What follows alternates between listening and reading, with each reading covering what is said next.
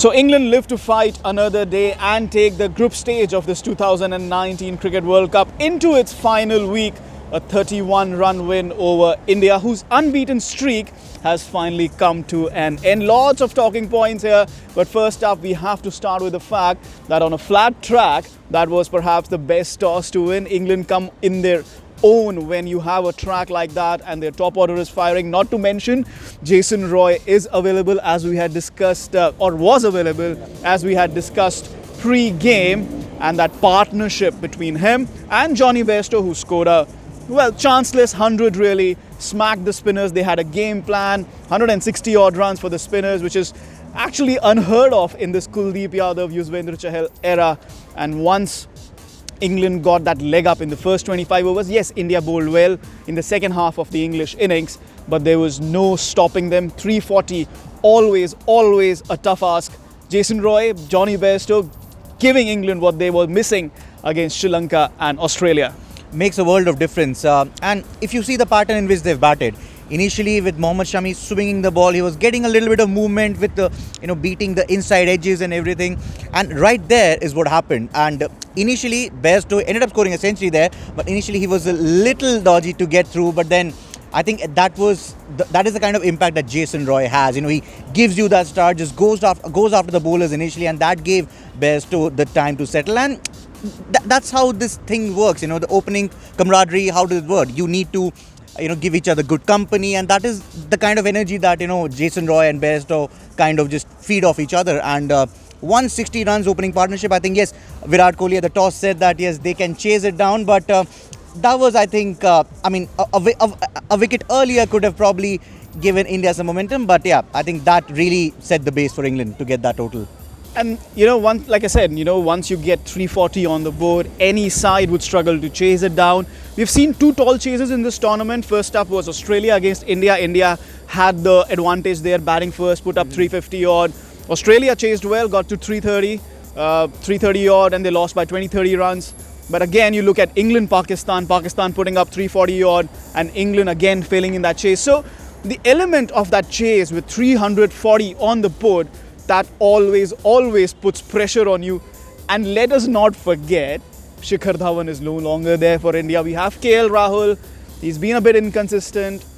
Yes, he scored some runs. Yes, he's thrown away those wickets at times.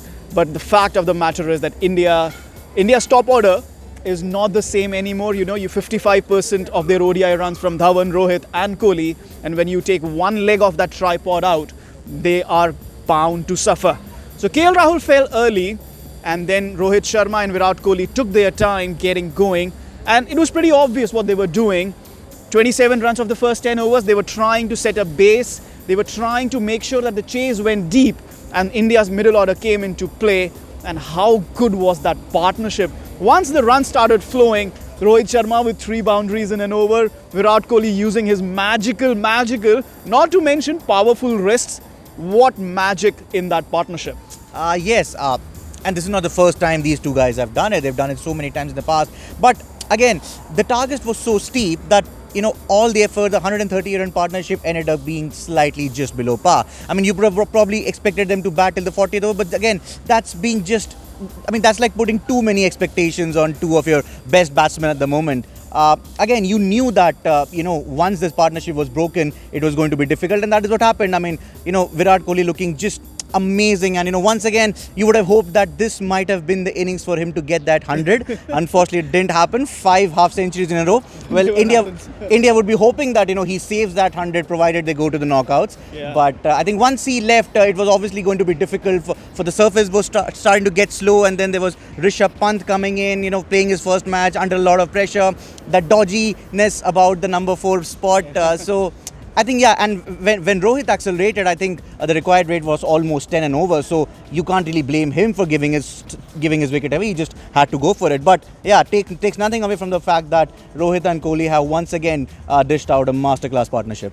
And Rohit Sharma, like you said, going on to make his third 100 of this tournament. Virat Kohli 5 half centuries in this tournament, 5 consecutive half centuries. How long has it been since he's got 100? The last time, very odd. yeah, it's very odd. And the last time it was in Ranchi against Australia. It's been a while. It's due. It's due. But the fact of the matter is, let's just get down to the fact of the matter, or the crux of the matter why India lost, is because that middle order, that shaky middle order.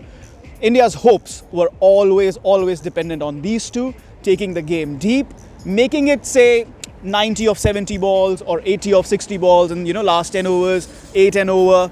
It was always dependent on both Rohit and Virat getting big hundreds, daddy hundreds. And as you said, yes, Rohit had no option but to go big. Even at that point, it was all dependent on his acceleration, which usually comes after a century. So let's just talk about that middle order. That's the problem. Yes, they slowed down in the last 5 overs, perhaps because of run rate. The other element was England were bowling really well. Nothing full to MS Dhoni, nothing short to Hardik Pandya, which are their strengths really. So again, the bottom line is that that middle order struggled. And to me, it showed that India only have one plan in their batting. Only one plan. They now have 2 batsmen. Dhawan is out of the picture. They now have 2 batsmen. They're totally dependent on those 2 batsmen to bat deep and try get the middle order to score big runs in the last few overs. It does not work at times. It definitely does not work when you're chasing 340. Absolutely doesn't. I mean, to chase a target like 340, you need one particular batsman for every position. I mean, yes, there is room for experimentation. For example, you need some 60 odd runs of the 5 overs. You can probably send in a pinch hitter. But with India, that's not the case. More or less, you see earlier it was Vijay Shankar.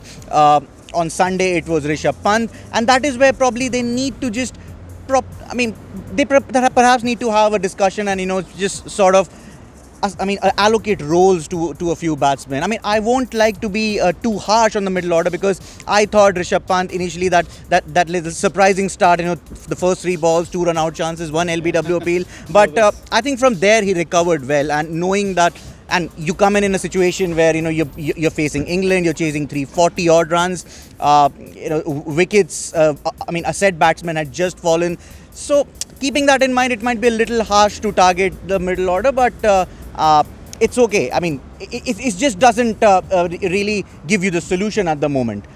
Also, I heard plenty of things have been spoken about the approach of MS Dhoni and Kedar Jadhav, but again, I mean, the surface was deteriorating, and if you compare MS Dhoni with Hardik Pandya, I mean, the scores and the balls were almost similar. Well, there you go. You can't really blame the middle order, but having said that, there is a problem there. This is the 3rd game in running that we are discussing India's deficiency when their top order gets out. And to be very honest, in that game against Afghanistan, in that game against West Indies, and now in the game against England, India's bowlers have done well. Yes, this was a flat track, but they pulled it back in the second half of the innings. They rescued India from a complete batting mess in Southampton, in Manchester. But it's again India's batting deficiency, especially in the middle order, which is occupying the headlines. And that is the story of Sunday, a Sunday where England resurrected their semi-final hopes, got it all down to themselves. They now have to beat New Zealand in their final game to have corrected their semi-final hopes, got it all down to themselves. They now have to beat New Zealand in their final game to have a comfortable passage to the semi-final. England with very vital 2 points, now on 10 and back in the top 4. India with their first defeat of the tournament, going away, still needing that 1 point for qualification.